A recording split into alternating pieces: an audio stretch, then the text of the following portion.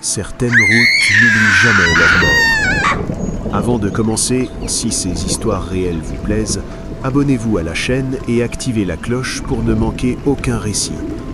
Aujourd'hui, je vous apporte 4 expériences troublantes vécues par des conducteurs sur les routes françaises. Des apparitions qui se répètent, toujours au même endroit, toujours à la même heure. Je m'appelle Thomas et j'ai 52 ans. Je suis routier depuis 30 ans. Je fais le trajet Paris-Marseille plusieurs fois par mois, toujours de nuit. Je connais chaque virage, chaque péage, chaque aire de repos de cette A6 et A7. Mais il y a un endroit que je ne traverse jamais sans un frisson. La sortie 23 de l'A7, près de Montélimar. Parce qu'à cet endroit, pendant 15 ans, j'ai vu le même homme, encore et encore. Certaines histoires ne devraient jamais être racontées. Celle-ci en fait partie. La première fois que je l'ai vu, c'était en octobre 2008. C'était un mercredi, vers 4 heures du matin. Je conduisais mon poids lourd quand je l'ai vu sur la bande d'arrêt d'urgence. Un homme d'une cinquantaine d'années, debout à côté d'une voiture accidentée. La voiture était complètement détruite, renversée sur le côté. J'ai immédiatement ralenti. Un accident. Il fallait appeler les secours. J'ai arrêté mon camion et je suis descendu. L'homme était debout, immobile, regardant sa voiture. Il portait un costume, cravate desserrée. Son visage était pâle, très pâle. « Monsieur, ça va? Vous êtes blessé ?» Il s'est tourné vers moi. Ses yeux étaient vides. « Ma voiture, a-t-il dit. Je ne comprends pas ce qui s'est passé. J'étais en train de conduire et soudain, j'ai perdu le contrôle. Ne bougez pas, je vais appeler les pompiers. Non, ce n'est pas nécessaire. Monsieur, vous pourriez être en état de choc, il faut... Je vais bien, vraiment. Vous pouvez continuer votre route. Ferme les yeux un moment et imagine ça avec moi. Tu es routier, il est 4 heures du matin. Un homme se tient debout à côté de sa voiture accidentée, il dit qu'il va bien, mais quelque chose ne va pas. Sa voix est trop calme, son regard est trop vide. J'ai hésité, mais il semblait vraiment insister que je parte.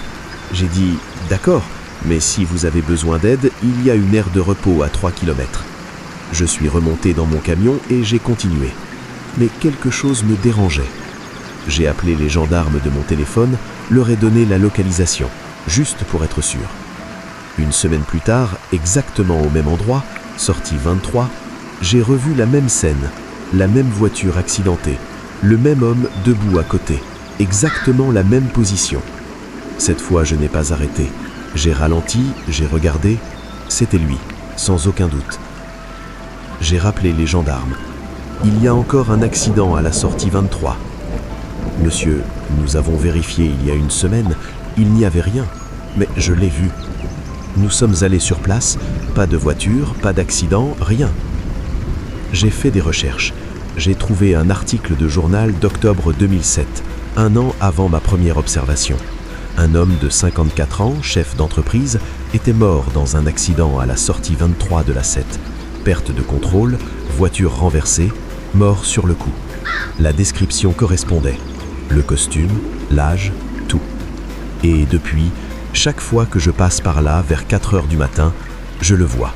Toujours là, toujours debout à côté de sa voiture, toujours essayant de comprendre ce qui s'est passé. 15 ans après sa mort, encore coincé dans ce moment. Pour toujours. Mais l'expérience de Thomas n'est pas la seule que j'ai entendue sur les routes françaises. Récemment, j'ai rencontré Marie, une ambulancière de 38 ans de Bordeaux. Ce qui lui est arrivé sur la D1215 près d'Arcachon, pendant ses trajets nocturnes vers l'hôpital, lui a fait comprendre que certains accidents laissent une empreinte qui ne s'efface jamais. Marie travaille pour le SAMU depuis 15 ans. Elle fait des transports d'urgence plusieurs fois par semaine. La D1215 est une de ses routes habituelles. Une route départementale, pas très large, avec beaucoup de pins des deux côtés.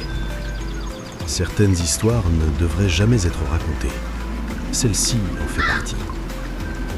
Tout a commencé en février 2019. Marie conduisait l'ambulance vers l'hôpital d'Arcachon, vers 22 heures. C'était une nuit de brouillard. dense, visibilité réduite. Elle arrivait au kilomètre 47 quand elle a vu quelque chose. Des phares. 2 phares venant en sens inverse, mais ils étaient sur sa voie, directement vers elle. Marie a klaxonné, a freiné. Les phares se rapprochaient. Collision imminente. Au dernier moment, Marie a donné un coup de volant. L'ambulance a dérapé, mais elle a évité l'impact. Mais quand elle s'est arrêtée, tremblante, et qu'elle a regardé derrière elle, il n'y avait rien. Pas de voiture, pas de phare. Juste le brouillard. Le stress, s'est-elle dit.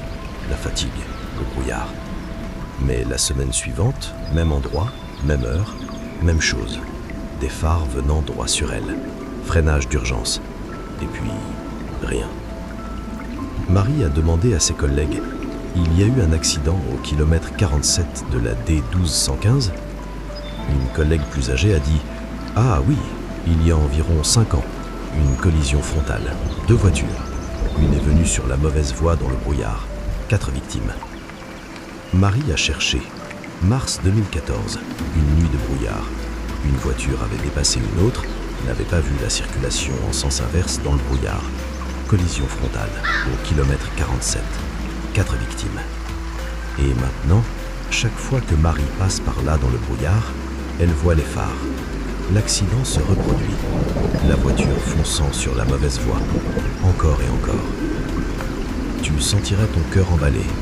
Chaque fois, tu sais ce que tu vas voir. Mais tu ne peux pas l'éviter. La route est là. Et l'accident continue de se produire. Coincé dans le temps. Marie a essayé de passer à d'autres heures. Mais si c'est la nuit et qu'il y a du brouillard, elle le voit, toujours. Elle conduit maintenant cette section avec une extrême prudence, les mains crispées sur le volant, sachant que les phares vont apparaître, sachant qu'elle devra freiner, même s'il n'y a rien. Parce que certaines routes gardent leur tragédie, les rejouent, les montrent au vivant, comme un avertissement ou comme un écho qui ne s'éteint jamais. Et en parlant d'avertissement, je dois partager ce qui est arrivé à Luc, un livreur de 32 ans de Lyon. Sur la N7, entre Lyon et Valence, pendant ses livraisons nocturnes, il a rencontré quelqu'un qui semblait essayer de sauver des vies. Mais cette personne était morte depuis 10 ans. Luc travaille pour une entreprise de logistique. Il fait des livraisons de nuit dans toute la région Rhône-Alpes. La N7 est une route nationale historique, bien connue des conducteurs. Certaines histoires ne devraient jamais être racontées. Celle-ci en fait partie. C'était en septembre 2020. Luc conduisait sa camionnette sur la N7 près de Tain-l'Hermitage. Il était environ 1h du matin. La route était déserte. Alors il a vu quelqu'un sur le bas-côté. Une femme agitant les bras frénétiquement, comme pour avertir d'un danger. Luc a ralenti. La femme continuait à faire des signes désespérés, pointant vers la route devant. Luc s'est arrêté à côté d'elle, a baissé sa vitre. « Ça va ? Il y a un problème ?» La femme s'est approchée. Elle avait environ 45 ans, portait un jean et une veste. Son visage montrait une urgence réelle. « Le virage », a-t-elle dit. « 50 mètres devant. Il y a de l'huile sur la route. J'ai eu un accident là-bas. D'autres aussi. Allez doucement ou vous allez glisser. » « Vous allez bien ? Vous avez besoin que j'appelle quelqu'un ? » « Non, non, mais faites attention, vraiment. » Luc a hoché la tête. « Merci pour l'avertissement. » Il a continué, doucement. Arrivé au virage mentionné, il a effectivement vu quelque chose de brillant sur l'asphalte, de l'huile ou du gasoil.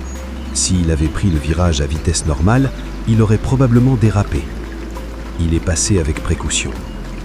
Laisse un like si tu apprécies et dis-moi en commentaire, as-tu déjà vécu quelque chose de paranormal sur la route ou ailleurs ? J'adorerais lire ton histoire.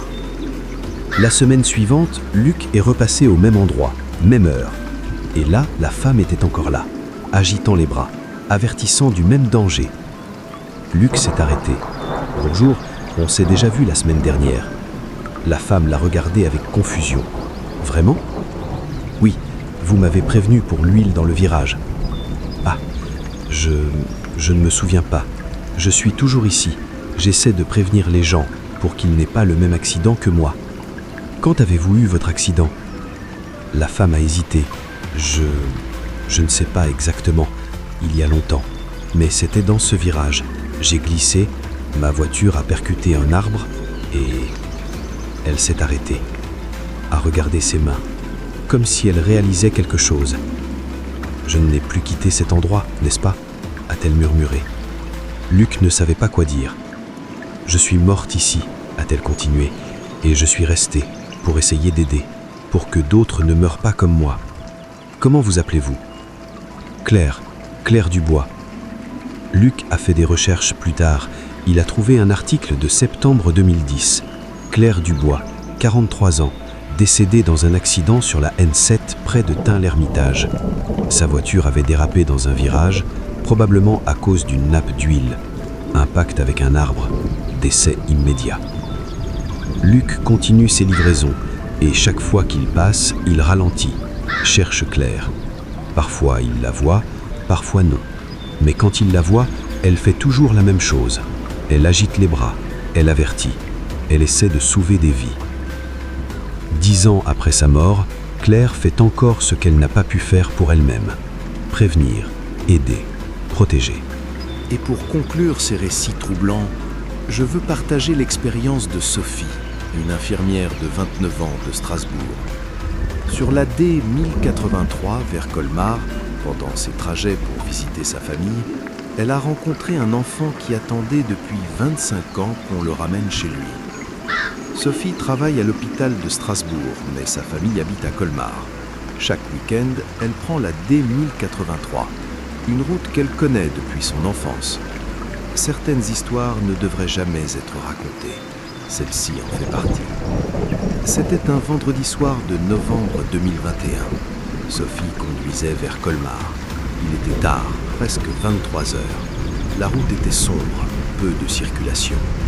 Près du kilomètre 18, elle a vu un petit garçon marchant sur le bas-côté, seul, à cette heure. Sophie a freiné immédiatement. Un enfant d'environ 8 ans, marchant seul sur une route à 11 heures du soir, quelque chose n'allait vraiment pas. Sophie s'est arrêtée à côté de lui, a baissé sa vitre. « Hé, petit, tu vas bien ? Où sont tes parents ?» Le garçon s'est approché. Il portait un sweat à capuche, un jean.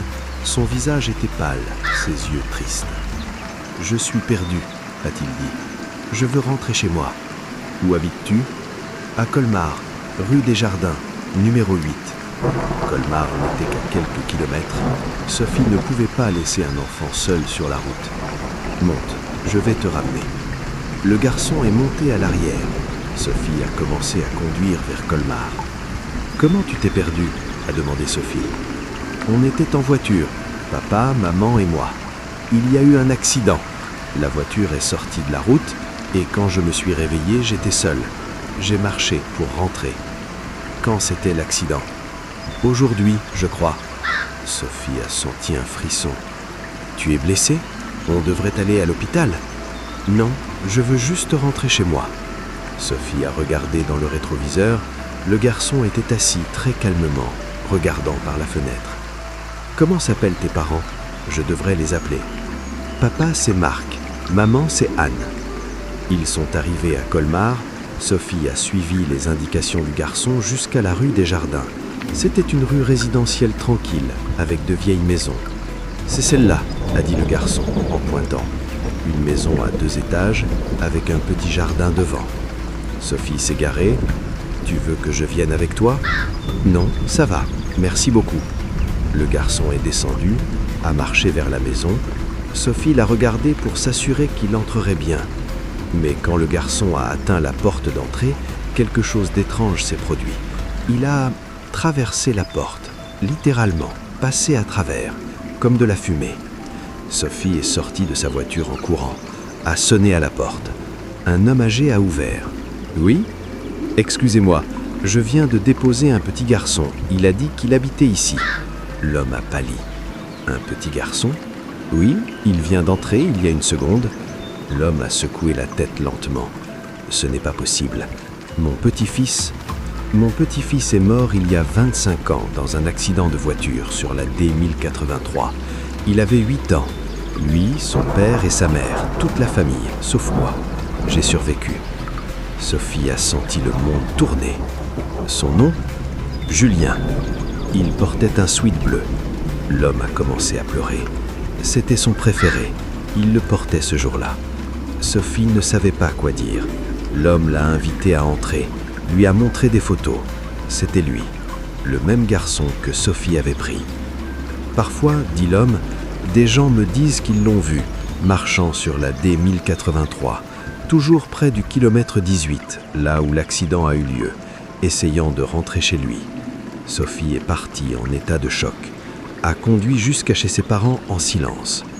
Depuis, chaque fois qu'elle passe par le kilomètre 18 de la D1083, elle regarde, cherche, et parfois elle le voit, Julien, marchant sur le bas-côté, essayant de rentrer chez lui, 25 ans plus tard, encore perdu, encore cherchant son chemin.